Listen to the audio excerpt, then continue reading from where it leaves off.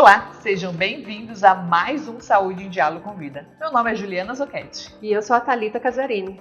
E Thalita, você vem percebendo como os idosos de hoje estão incríveis? Aliás, eu tenho uma galerinha em casa, 70 a mais, que dá show de bola. Viajam a todo momento, vão para barzinho, fazem atividade física, estão com a saúde boa. Aliás, muitas vezes dão 10-0 em mim. Concordo, Ju. Eu falo isso pela minha mãe, porque minha mãe faz curso de artesanato, de pintura, está começando a estudar agora por um concurso que nem abriu. Então essa realidade hoje está muito boa para essas pessoas que têm 60, 70 a mais. Com certeza, mas infelizmente a gente sabe que essa não é a realidade de todos. Muitos estão precisando de auxílio por problemas físicos, cognitivos, patologias. E é aí que entra uma tomada de decisão super importante da família, porque agora esse ente querido precisa de uma ajuda diferenciada. Bom, para isso, Ju, a gente vai receber hoje aqui no Saúde em Diálogo com Vida a Juliana Albino, que tem experiência profissional em urgência e emergência e também é fundadora da Amário Home Care. Mas antes de receber ela, claro, fica o meu convite aqui para você curtir, comentar e compartilhar esse vídeo com as pessoas que possam se interessar por esse assunto. O Saúde em Diálogo começa agora!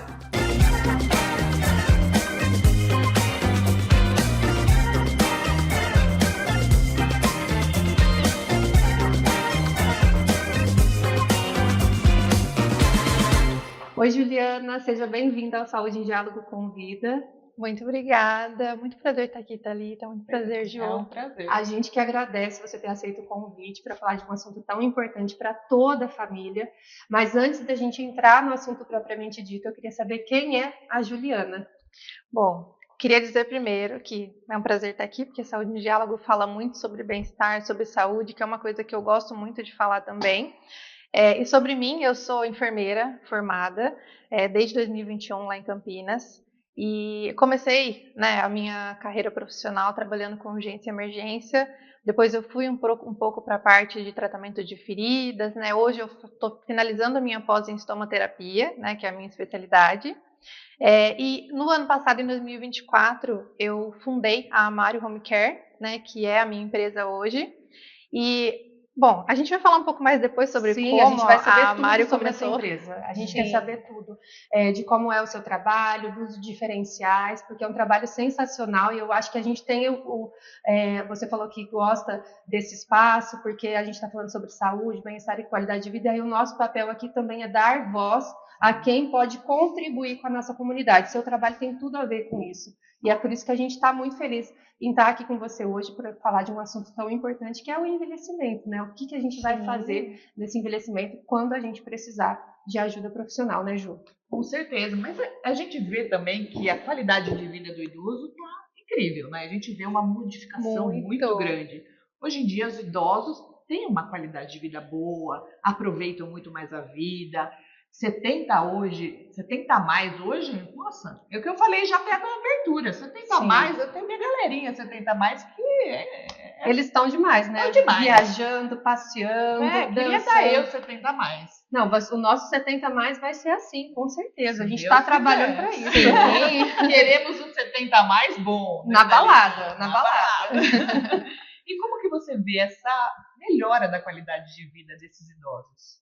Olha, eu acho que assim, a gente teve um avanço muito grande, de um crescimento muito grande da população em geral, que agora a gente tem uma expectativa de vida muito maior, Antigamente as pessoas morriam mais cedo, Hoje elas vivem muito mais e muito melhor, Mas assim, o que a gente, quando a gente está estudando, na área da saúde, a gente acaba vendo que essa expectativa de vida que aumentou, em algumas situações, ela também traz mais comorbidades, Então, assim, a gente tem hoje os idosos com uma qualidade de vida muito boa, Mas a gente tem um avanço também da medicina que traz essa qualidade de vida, para eles, mas eles não deixam de evoluir nas comorbidades. Então, assim, hoje a gente tem idosos que estão vivendo muito bem com diabetes, estão vivendo muito bem com pressão alta, Mas a gente precisa ainda assim ter uma atenção, nas complicações que tem essas comorbidades. Então, assim, o nosso trabalho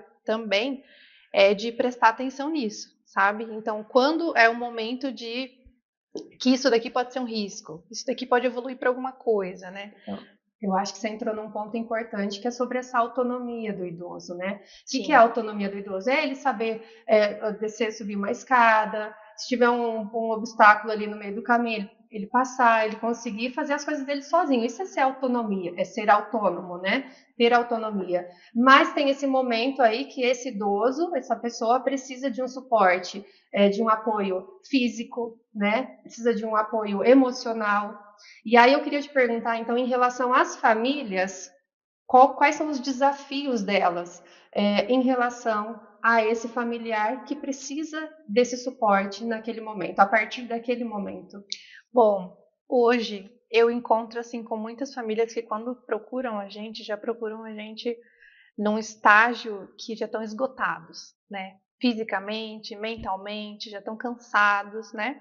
E o que eu consigo enxergar disso é porque, assim, a gente fala muito sobre autonomia, né? Lá no Instagram da Mário. E preservar a autonomia do idoso não significa que ele não precise de alguém, né? Então, assim, a gente consegue preservar a autonomia dentro dos limites dele. Então, o idoso tem autonomia de descer, subir escada, de andar sozinho, de comer sozinho, ok, mas tem alguns que não, né? Então, o que que a gente consegue fazer nessas situações para preservar a autonomia dele naquele momento?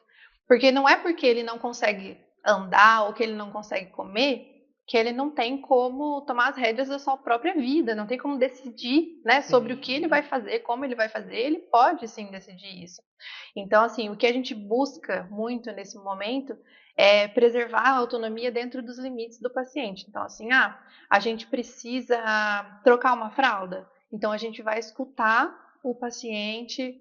Como seria melhor? Como é mais agradável para você da gente trocar essa fralda, né? O que o senhor quer fazer hoje? A gente vai, sabe, escutando qual o desejo dele, sabe? Humanizando seria a palavra. Humanizando e Exatamente. respeitando esse idoso. Exatamente. Né? Porque às vezes acho que que o idoso, porque está mais debilitado, quando ele está mais debilitado, acho que ele não tem mais a capacidade de pensar. Né? Se ele não está com nenhum problema cognitivo, e se a limitação dele é só física, né, a gente tem que entender que por trás tem um ser humano ainda pensante, dono das próprias opiniões, que sabe o que quer, que não quer. Às vezes o corpo tá frágil, mas a cabecinha tá, né? Você deve ter muito caso assim. Sim. E principalmente porque a gente trabalha dentro da casa dele. Então, assim, a maioria das vezes a gente tem que levar o cuidador, o profissional que está ali dentro da casa, como um apoio, não como alguém que vai mandar nele, sabe? Alguém que vai tomar conta da vida, da rotina dele, né? Então, assim, a gente trabalha muito nisso, de os cuidadores respeitarem a vontade deles, sabe? De fazer com que isso se torne agradável, mais que não leve, seja um fardo, exatamente, né? Porque que seja um facilitador na vida dele nesse processo, né? Porque a gente vai passando por fases na vida e quando a gente tem bebê, a gente precisa de uma babá para nos auxiliar e ela não significa que ela vai invadir o nosso espaço. A gente, assim como o cuidador nesse momento também, é ter esse respeito e saber que tem que respeitar a opinião desse idoso que está nesse outro lado também. Exatamente. É isso que a gente trabalha muito. E em cima disso, quando a família, porque daí nesse momento em que realmente o idoso está mais debilitado, ou principalmente para aquele idoso que está com problemas mais cognitivos, quando a gente sabe que a gente precisa de uma ajuda especializada, que a família já não dá mais conta e a gente precisa realmente de um apoio especializado. Então, a gente fala muito sobre isso lá no Instagram, porque assim, quais são as dicas, né? O que a família consegue identificar como, olha, isso aqui eu acho que pode ser um possível problema. Então, assim, dificuldade para deambular dentro da casa, né? Se deambular, falando de termo técnico, dificuldade para andar dentro de casa. Então, assim, percebeu que está com mais dificuldade para descer ou subir um degrauzinho que tem em casa, ou tem um tapete que está atrapalhando ali a mobilidade, esqueceu de tomar um medicamento, né? Anda esquecendo coisas comuns, tipo uma comida fora da geladeira, a casa tá mais bagunçada do que era antes, sabe? Esqueceu um compromisso. Assim, o que a gente sempre leva como uma atenção é mudanças de comportamento, né? Essas mudanças de comportamento podem levar a riscos, né? Então, assim, a gente sempre fala que é melhor prevenir do que remediar. Então, melhor que você preste atenção antes de que isso aconteça, antes de acontecer algo pior, no caso, né? Então, já percebi que está com um pouco de dificuldade, né? Antes que caia, que tenha uma queda dentro de casa, que leve a um hospital, né? Que isso é uma coisa que acontece muito comum, queda. Então, assim, já prestar atenção nisso, já percebeu que está, né, um pouco mais fraco, um pouco mais de dificuldade para andar dentro de casa, né? Com os pequenos obstáculos que a gente tem dentro de casa. Fazer adaptações também no ambiente. É importantíssimo, né? No banho, tirar tapete do meio do caminho. Tirar tapete que tropeça. E eu ia te perguntar exatamente sobre isso. Você falou de alguns riscos, né? De cair, de tropeçar no tapete. Enfim, eu queria que você desse um apanhado geral aí desses principais riscos que o idoso tem dentro de casa quando ele não está acompanhado. Então, um desses riscos, né, é sobre a queda mesmo, da gente conseguir identificar possíveis perigos dentro de casa, né, tapete ou algum móvel que possa ficar no meio do caminho, que possa atrapalhar. O outro risco também é sobre medicações, né? Errar as medicações, esquecer de tomar as medicações, né?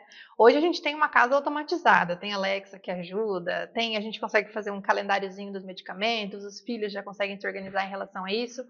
Mas se a gente deixar tudo por conta, né, do idoso de fazer isso, pode ser que em algum momento ele tenha algum risco, né? Só fazendo um adendo, outro dia, né, lá em casa, né, minha mãe é idosa, mas é uma idosa muito ativa, né? Ela toma conta de tudo lá em casa hoje. E ela acabou pingando melatonina no olho. Ai, meu Deus. O olho dormiu. Sabe? Será que não teve uma ação mais rápida? Eu vou pesquisar sobre isso. Você não informação. É oftalmológico agora o negócio. Porque ela confundiu o colírio, né? Confundiu o frasquinho de pingar na boca, que melatonina, a maioria deles é de pingar, né? Na língua. Ela confundiu e pingou no olho, só que era de menta. Então ardeu muito o olho dela, tadinha. Então, assim, foi uma coisa muito chata. E assim, entendendo que a minha mãe é uma pessoa ativa, né, que toma conta da casa, que faz tudo hoje, aconteceu isso com ela, aconteceu isso na minha casa. Acontece com a gente na sobrecarga do dia a dia. Não precisa nem isso chegar. É muito comum mesmo. Eu também tinha um tio que também tomou um remedinho, era psiquiátrico. E ele era para tomar, esse remédio era para tomar 1, 2 gotinhas. Ele tomou acho que umas 10 gotas. Ele ficou doidão, assim, e teve que ir urgente, assim, ir para...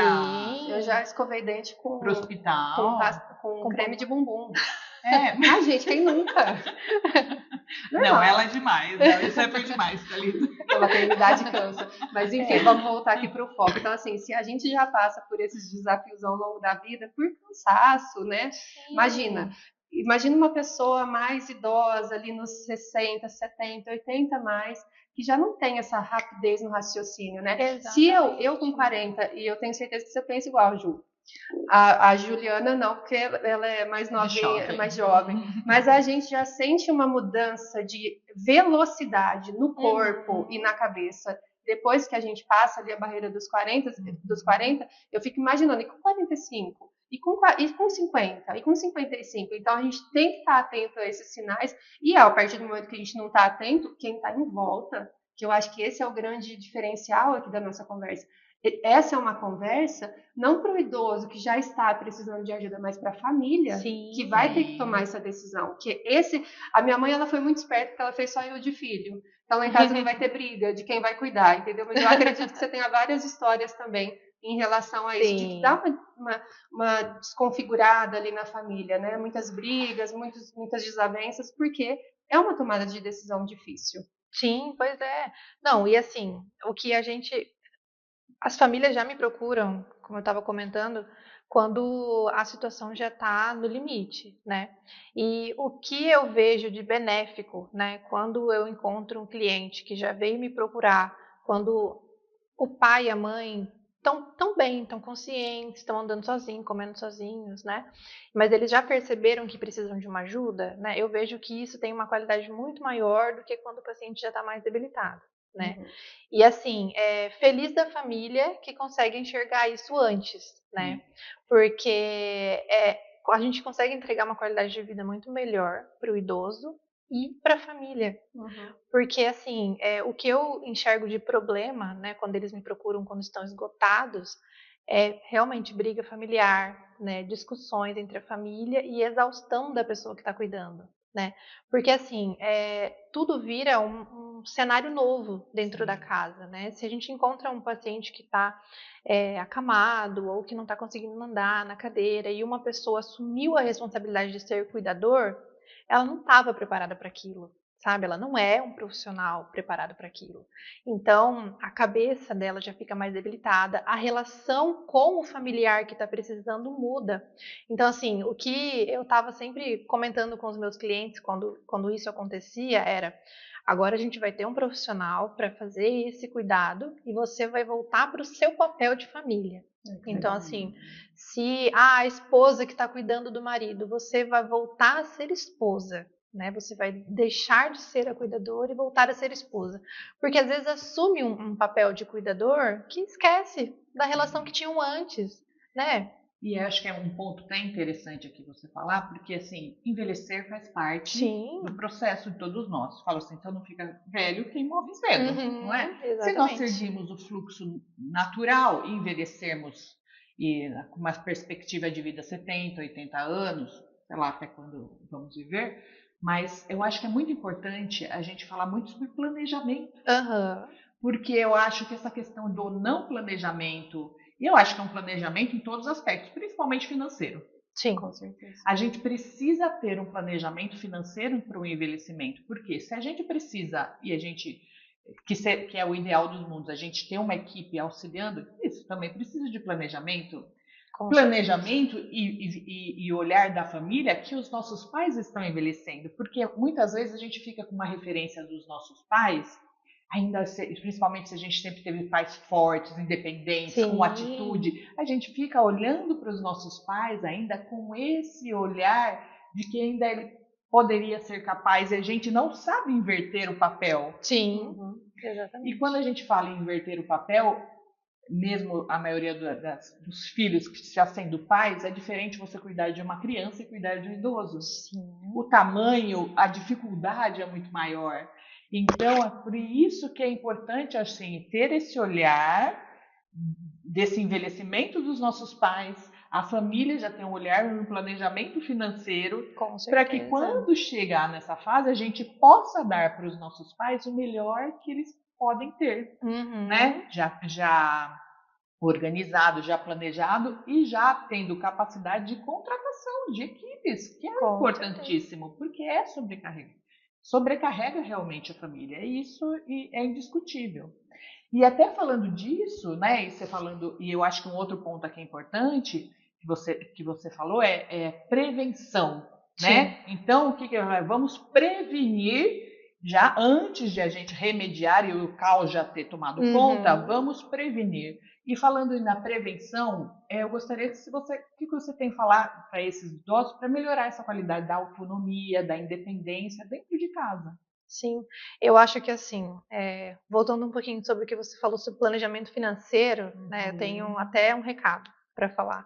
É muito mais barato você colocar um acompanhante para essa pessoa que ainda não está debilitada, do que depois você precisar de uma pessoa com muito mais recurso para cuidar dela na cama. Então, assim, é algo que a família também precisa pensar, né? Será que o custo é maior para eu cuidar do meu pai quando ele estiver debilitado? Ou será que o custo é maior para eu prevenir que ele fique debilitado, sabe? Então, isso é um ponto fundamental, porque a maioria das pessoas não tem esse olhar preventivo. Não tem. Não tem. Então, assim, então vou quebrando galho. E às vezes é o que eu vejo, né? Eu também sou fisioterapeuta e trabalhei já com vários idosos. Um idoso cuidando do outro, né? Então, quando tem o casal juntinho, os dois 80 aninhos lá, né? Sim. Enquanto tá indo tudo bem, muito que bem, mas assim, esse olhar, prevenção é tudo, né? Cuidar antes do caos chegar é fundamental mesmo. Sim, com certeza. E assim, se a gente consegue enxergar hoje um idoso, que consegue ter um entendimento maior do momento em que ele enxerga que ele precisa de um cuidado ou não, a gente pode até levar em consideração de que a comunicação, né, com a família é o melhor caminho. Então, assim, sempre o idoso e a família, né, eu digo, os familiares, estarem sempre se comunicando para decidir qual é o melhor momento, qual a melhor decisão, né, se precisa ou não de um profissional naquele momento. Então, assim, para o idoso conseguir preservar essa autonomia, né, primeiro ele precisa ser sincero com a família dele, né, porque hoje a gente tem idosos que mentem, né? Pois é. Porque para eles é difícil admitir também, Muito, né? O claro, eu envelhecimento, O né? envelhecimento entendo. é Né? dificuldade. Caiu dentro de casa, o filho fala, pai, você caiu. Aí diga, não, não foi nada, sabe? Ai, foi só um machucadinho, sabe? Então, esses são sinais também para a família ficar atenta, sabe? Não, às vezes não cair, sabe, nessa conversa, sabe? Porque a gente estava falando também sobre a diferença de cuidar de uma criança e de cuidar de um idoso. Né? Quando tem uma criança que precisa de uma babá ou de outro profissional cuidando ali, a gente tem que ensinar. E para o idoso, a gente tem quase os mesmos cuidados que uma criança, só que ele já tem, né, um histórico, ele já tem o conhecimento, ele sabe o que é melhor para ele, como Tem sua como opinião. funciona, ele tem a sua opinião. Então é muito mais difícil, né, da gente conseguir lidar com isso. Então as famílias precisam ficar atentas nesses pequenos sinais, assim, né? E aí, diferente de uma criança, a gente tem um agravante no idoso, que é a probabilidade de doença neurológica, de um Alzheimer, de um Parkinson, que dificulta ainda mais essa conversa, aumenta ainda mais a resistência para você cuidar bem, plenamente, da forma como tem que ser cuidado ali. Eu acho que a gente tem aí uma série de desafios com o idoso quando a gente compara aí com o bebê, né? São outras questões, e aí sim, né? Muitas vezes você vai precisar de uma ajuda profissional. Não, sim, com certeza. E hoje, assim, a maioria dos clientes, né, na nossa gama de home care, são pacientes com demência, com Alzheimer, assim, situações cognitivas que a família tem mais dificuldade, né? Então, assim, precisa de um profissional que tenha o maior conhecimento sobre a doença para poder atuar nesses casos, né? Isso acontece demais. E agora vamos colocar num cenário aqui de que a família esteja lá com o seu idoso e aconteça algum problema. Não existe ninguém ali profissional para ajudar, não tem um acompanhante, não tem nada. Acho que é importante a gente também ensinar, né, para as pessoas que estão ouvindo o que fazer num caso de aconteceu alguma coisa, aconteceu uma emergência. O que eu faço? Bom, a primeira dica que eu sempre falo é: se você estiver sozinho, antes de qualquer coisa, qual seja a emergência, procure ajuda. Não tente ser o herói de tentar salvar ou fazer, sei lá, alguma manobra, alguma coisa sozinho, sabe? A primeira dica é procure ajuda de alguém. Né? Se você não puder sair do local, do momento onde está a emergência, grita, pede ajuda, pega o telefone do lado, já liga para alguém. Peça ajuda em primeiro lugar, né? A segunda dependendo, né, da emergência, se for um engasgo, né, tem algumas manobras, né, que a gente consegue fazer, né, para o idoso, né, tem uma manobra de Heimlich, que daí a gente consegue fazer aqui para o desengasgo, e o fato da gente procurar ajuda é porque a gente também já vai ter esse apoio, né, se por acaso a gente não estiver conseguindo fazer o procedimento. Agora, o que às vezes acontece também é de ter alguma parada cardíaca, né? Infelizmente, isso é muito mais sério, né, do que isso. E aí, quando tem uma parada cardíaca, muita gente tem muita dificuldade nisso, porque não é comum, né? Não é uma coisa simples de uma pessoa que nunca viu na vida atuar naquilo. Fazer a massagem cardíaca Isso, mesmo. porque assim, eu já fui em casas onde. Eu já trabalhei, na verdade, né? Em uma casa onde o profissional que estava trabalhando comigo, eu falei assim pra ele, eu já era enfermeira, já estava nisso, né? E era um cuidador. E eu falei assim: se por acaso o paciente tiver uma parada, você sabe o que fazer? Ele falou assim: a gente pega o oxigênio, né? Não tinha oxigênio na casa.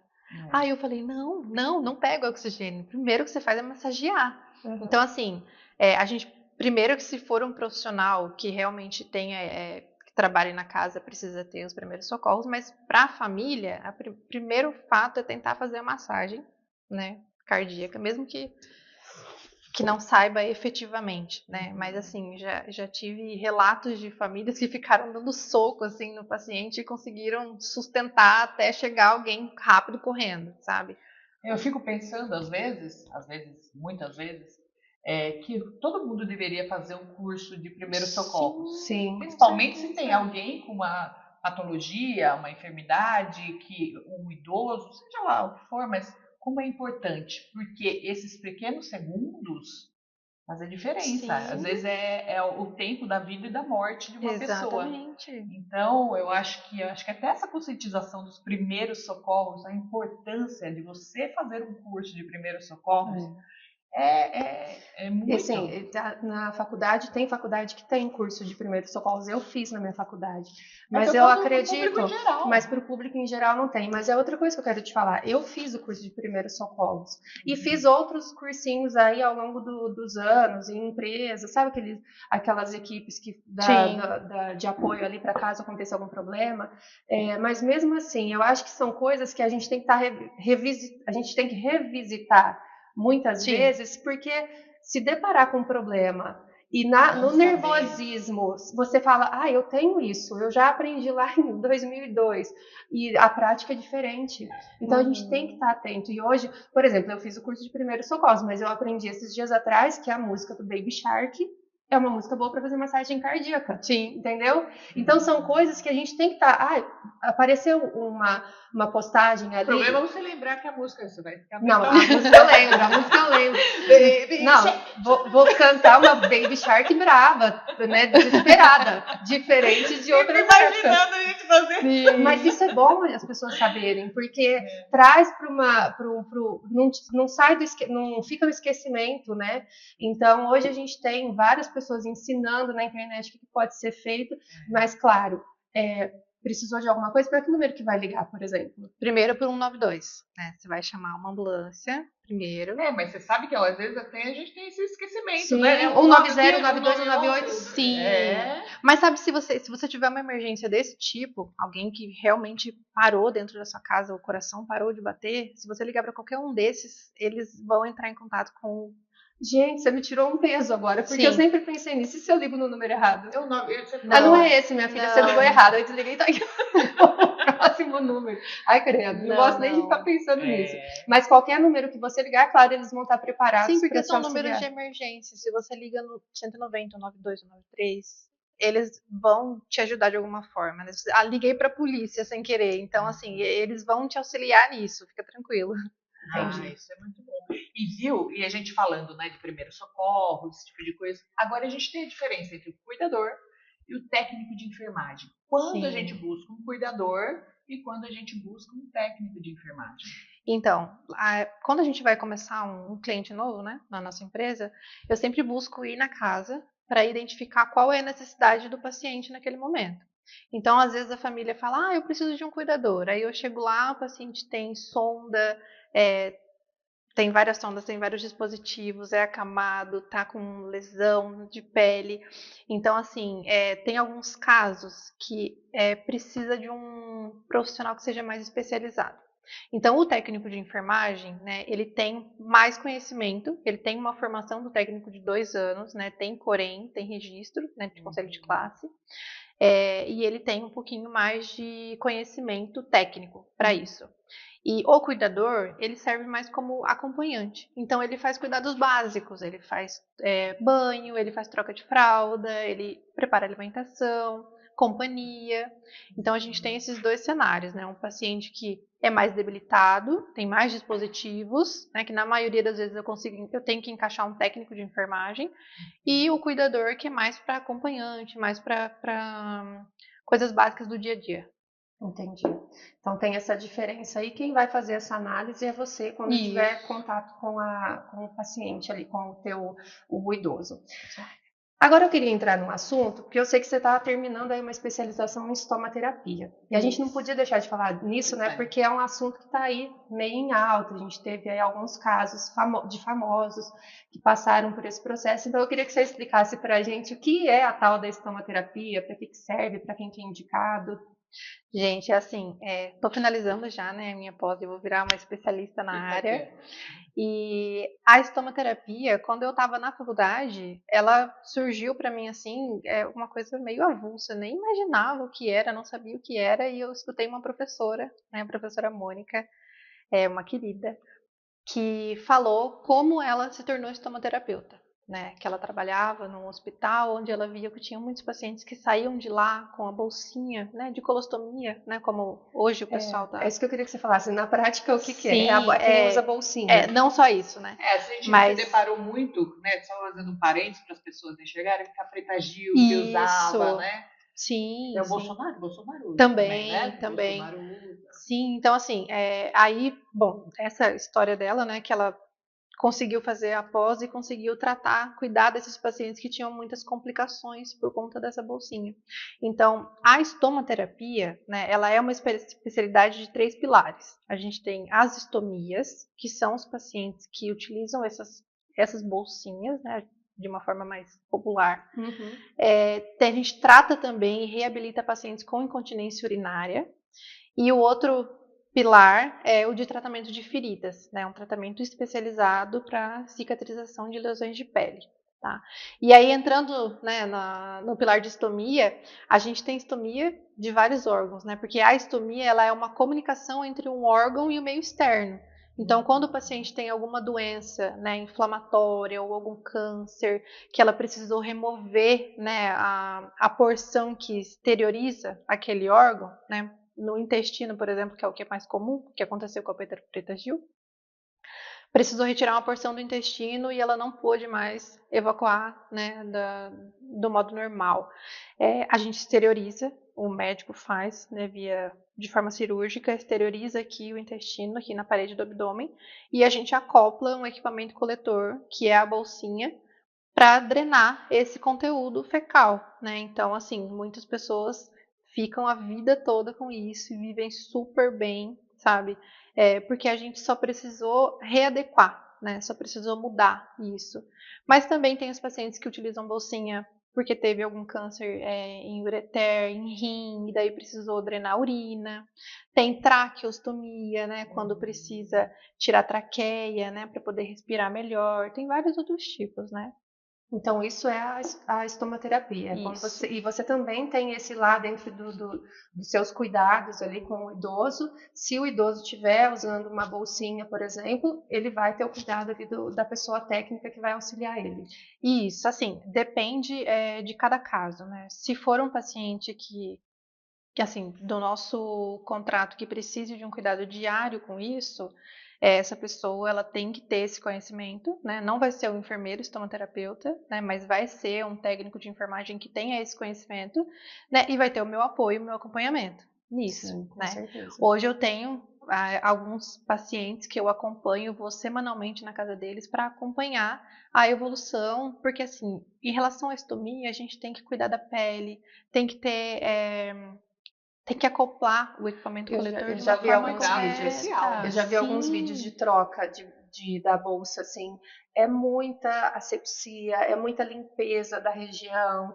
É um processo, assim, que hoje em dia, graças a Deus, acho que a gente está evoluindo para coisas mais rápidas, né? Sim, Tem muita dispositivos muito mais tecnologia. tranquilos de serem usados, mas ela ainda exige todo um cuidado. E aí, imagina para uma pessoa, um idoso que está mais debilitado, vai ter mais dificuldade de lidar com isso, né? Sim, com certeza. E assim, o que eu consigo ver nos pacientes que eu cuido hoje é que existe uma repulsa muito grande, sabe? Então, assim, tanto do paciente quanto da família.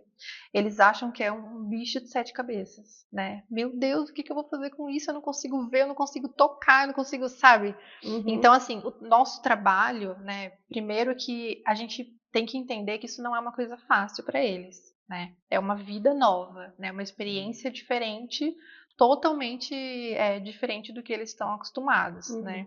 E é trazer um pouco de conforto, né? Falar para eles que a vida deles melhorou. E por isso que eles estão vivos, né? Porque Exatamente. se não tivessem isso. Porque assim, muitos pacientes colocam a culpa na bolsinha. Ai, porque agora a minha vida é essa. Se teve um câncer, a sua vida agora é sem câncer. Sim.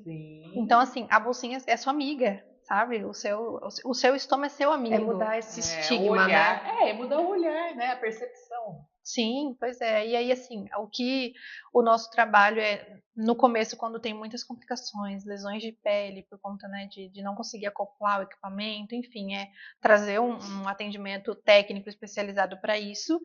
e depois a gente trabalhando na cabeça desse paciente que aquilo é o comum dele agora. Que agora ele vai cuidar disso e que isso daqui é o melhor para ele que ele tem no momento. Então, Legal. assim, né, trazer esse conforto, agradecer, exatamente. Legal. E você falou muito sobre lesão de pele.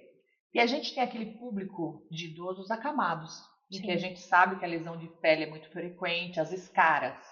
Sim. Então, quais são as orientações que você dá para evitar isso e como cuidar dessas escaras? Sim. Bom, primeiro a gente tem que pensar que se um paciente está acamado, né, se ele ficar numa mesma posição, a gente vai ter uma pressão maior naquela região, né? Então, se ele ficar sempre numa posição dorsal, tem algumas locais do nosso corpo que tem uma pressão óssea maior no tecido da pele.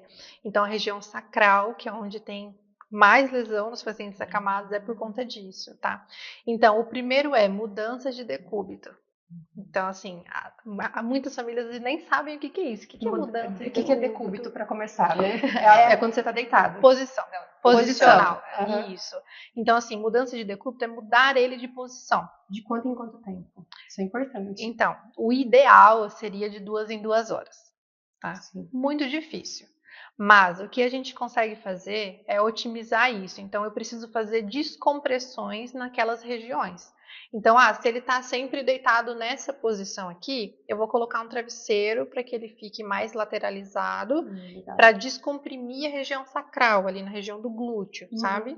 Aí, depois de algum tempo, eu vou e coloco do outro lado, para descomprimir aquela outra região, sabe? E na região das pernas também, no calcânio, aqui no calcanhar, né? Colocar um travesseiro embaixo da perna para o calcanhar não ficar sempre assim, né? Na cama, porque isso também é um local que dá muita lesão, né?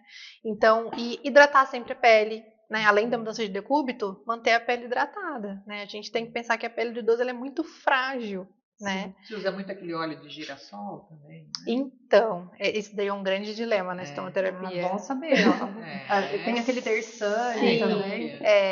Porque assim, o óleo de girassol, ele é muito bom para muitas coisas, né?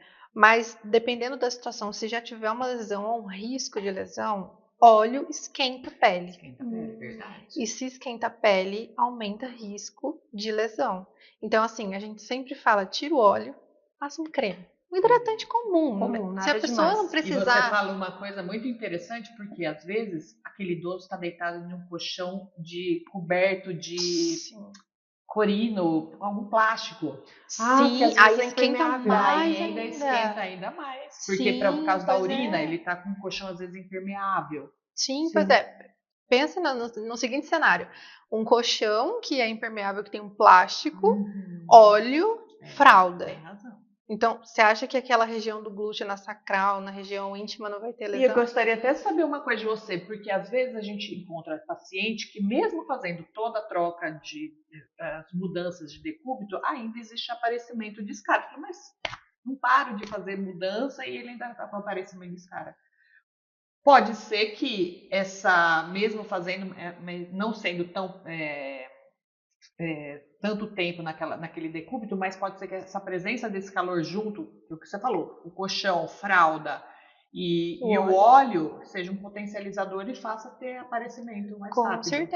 Com certeza. E sim, porque como eu tinha comentado, a pele é muito mais frágil, né? A gente já tem uma pressão exercida ali naquela região e a gente adiciona muito mais, né, recursos para contribuir para que a lesão apareça, né? É muito pior. Mas o que a gente estava comentando também sobre isso é porque assim, a gente não pode pensar na pele, né, do idoso como uma coisa separada do resto do corpo. Então, se muitas vezes a gente pode tomar todos os cuidados com a pele, mas ele está com uma doença descompensada, com diabetes, por exemplo, que pode só piorar a questão da úlcera, né? Pois é, porque assim, se a gente tem um paciente que tem uma diabetes que está descompensada, não está conseguindo, né, normalizar aquilo ali, você pode tomar todos os cuidados com a pele possíveis. Pode aparecer uma lesão que vai ser muito difícil de cicatrizar. Então, assim, tem que olhar o paciente como um todo, sabe? Então, quando a gente vai tratar uma lesão, isso a gente aprende muito bem na estomoterapia, que a gente não tem que olhar a pele como algo separado, sabe? Não é uma coisa só dermatológica, sabe? A gente precisa Ele é o espelho do que está internamente. Exatamente. Então, eu preciso ver a nutrição do paciente, se está adequada, né? Se ele está realmente hidratado, não hidratado só pele, hidratado, né, de uma forma sistêmica. Preciso ver se a doença não está realmente descompensada, para ver todos os fatores que estão contribuindo para aquilo ali não evoluir, né? É olhar o ser humano como um todo, né? Sim. E uma dúvida também é a questão do colchão. Você acha que é válido? Porque às vezes você coloca colchão de casca de ovo ou colchão d'água. Você acha que é válido? Então, antigamente se usava muito casca de ovo, né, e o colchão d'água. Hoje ele já caiu um pouco por terra. A gente já tem estudos científicos que falam que não são tão efetivos. E a gente tem hoje o melhor colchão é o pneumático, né, que ele é um colchão a motor que faz uma distribuição do peso. É com ar, daí você enche. Com ar. Ele é a ar, né? Ele tem um motorzinho que ele consegue distribuir o peso dentro do colchão. Então, assim, uma região que tá com mais peso, o colchão ele consegue fazer essa distribuição para que o peso seja igual, né? Para que não tenha uma pressão. Sim. Essa da casca de ovo eu nunca ouvi falar na vida. Colchão de casca de ovo. Para mim é uma novidade. É uma espuminha de ele é todo parecendo aquelas caixas de ovo mesmo, que são todos pontudinhos. Peraí, ele tem casca de ovo ou não tem, gente? Não. É uma espuma. É uma espuma. Porque do jeito que você falou, eu falei, gente, colchão é de casca de ovo. Eu não. Então é o formato dele. É uma espuma. É tipo um betonê, assim. Parece uma casca de ovo. A caixinha. Caixinha de casca de ovo. Gente, tá vendo? Como que é bom perguntar? Porque eu e várias pessoas ali, ó, eu achar que tinha colchão de casca de ovo. Não. Eu falo, nossa, mas não deve ser muito confortável. Legal. Ó, agora mudando de assunto, não, porque a gente falou o tempo todo do seu negócio hoje, né? Desse negócio tão lindo que é de poder entregar para o idoso o profissional ideal para cuidar dele no conforto da casa dele. Esse é o seu negócio. A gente falou só sobre isso hoje, mas a gente não sabe como é que a Mário surgiu. Então eu tô com essa curiosidade. Como é que surgiu? Qual que é a proposta dela?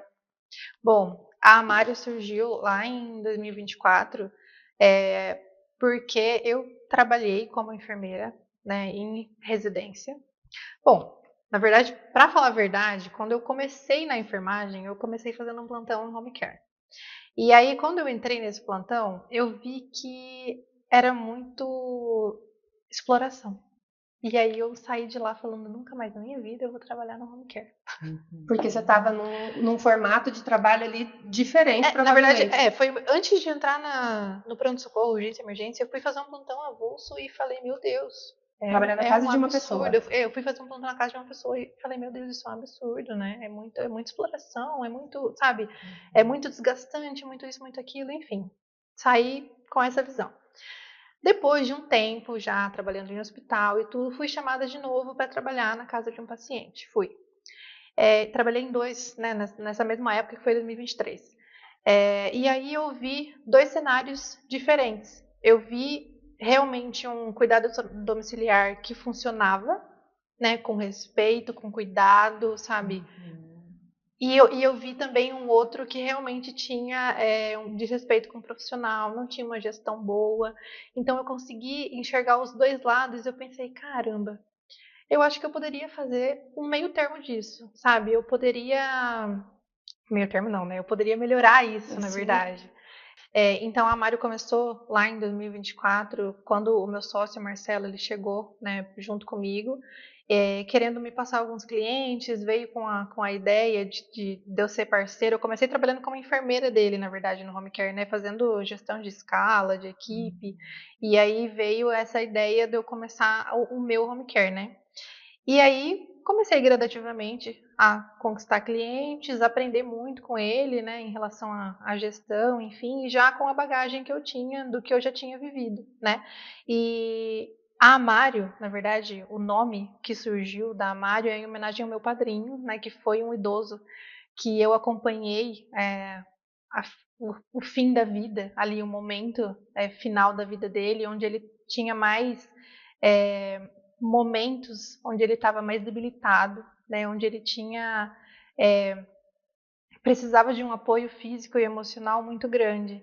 Então, eu queria fazer essa homenagem a ele, então ele se chamava Arnaldo Mário, né? E aí eu coloquei a Mário, o nome da Mário por conta disso, porque foi algo que me remete muito ao que a gente vive hoje, sabe? Então, tudo que o processo de envelhecimento, que foi o que aconteceu com ele, que eu acompanhei de perto, né, é muito do que a gente vive hoje na Mário. Então, assim, quando a gente percebe que o idoso ele está ficando mais debilitado, né, emocionalmente, fisicamente, né, e que precisa de alguém com um olhar mais atento, e precisa de alguém de um apoio melhor. E aí só me fala quais são as regiões qual é a região que você atua? Aqui, região metropolitana de Campinas, tá? Sim. A gente tem Campinas, Vinhedo, Jundiaí, Louveira, Indaiatuba. Eu sempre falo que a gente atende onde eu posso alcançar. Sim, eu fico pensando porque como é um trabalho presencial e você também precisa visitar, tem que estar ali num Sim, raio determinado sim. ali. Sim, são locais onde eu consigo chegar. Mas sua base é Campinas. Minha base é Campinas. E qual a diferença da Mário para outros trabalhos de cuidadores? Bom, a gente tem empresas muito boas de home care hoje, né, em Campinas. Eu falo que não são concorrentes, são parceiros, né, que a gente sempre está conversando com os gestores. Mas o que eu acho que diferencia a Mário disso é esse olhar mais atento em relação à gestão, né? Eu me julgo uma gestão muito presente. Né? Então, assim, eu fico atenta com os meus colaboradores, eu fico atenta com o que está acontecendo com as famílias, dentro das casas, né? E eu acho que isso é o grande diferencial, assim, sabe? A gente preservar e ter respeito com a família e com o paciente que está ali, sabe? E principalmente com os profissionais também, né? Porque hoje a Mário tem em torno de 18 profissionais, que são as nossas estrelas, né? É o pessoal que está levando o nome da empresa para dentro da casa dos clientes. Então, assim, eu preciso dar valor a eles, sabe? Eu preciso. Eles também trabalharem felizes. Sim, com certeza. Então, assim, tenho sempre que ficar atenta, sempre tem que estar disponível para eles. Então, assim, é isso que eu acredito que é o grande diferencial. E eles provavelmente são a sua extensão, né? Porque Sim. se a Mário surgiu por uma dor, né, que você vivenciou, então hoje você pode falar, olha, o melhor jeito de se trabalhar é assim, né? Fazendo a parte da gestão e, claro, colocando a técnica lá com todo o brilho que é necessário. Sim, então, eu acho que é sensacional isso. E para a gente finalizar nossa conversa, que eu amei, eu queria, Juliana, que você deixasse um recado para essas famílias que estão ali acompanhando esse envelhecimento daquele familiar, daquele ente querido. O que você pode deixar de mensagem para essas pessoas que pode possivelmente ajudar elas nesse processo de cuidar desse idoso? Bom, eu queria dizer que, assim, a gente precisa pensar que é melhor a gente evitar o problema, né? Então, quando você está enxergando, né, que talvez seja meu familiar, ele está com possível dificuldade de alguma coisa, né? É melhor que a gente consiga convencer ele a ter um acompanhante dentro de casa, do que se acontecer um problema a gente precisar de um profissional especializado que cuide de um paciente acamado, com sonda, com fralda, sabe?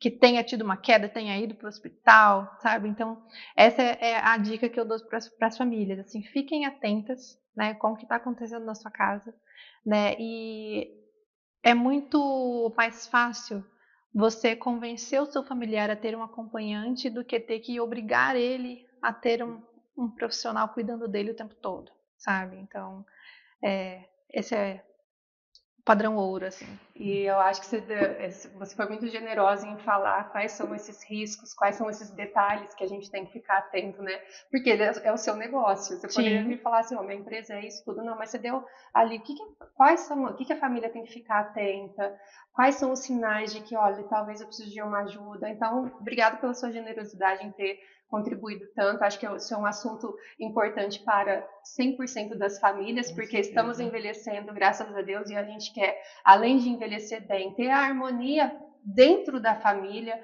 quando a gente precisar de cuidar de uma pessoa que está precisando. Então, assim, muito obrigada pela generosidade, foi ótima. Imagina. Eu que agradeço pela oportunidade de poder falar sobre isso, né, que é tão importante. Muito obrigada. Bom, e agora eu quero dar um recadinho para você que ficou com a gente aqui até o final. Se você gostou, aproveita para curtir, comentar e compartilhar esse episódio com todas as famílias que vocês conhecem. Vocês já viram que é para todo mundo, né? Então, muito obrigada. Até o próximo episódio. Tchau, tchau. Tchau. Muito bom. Obrigada, Foi gente. ótimo.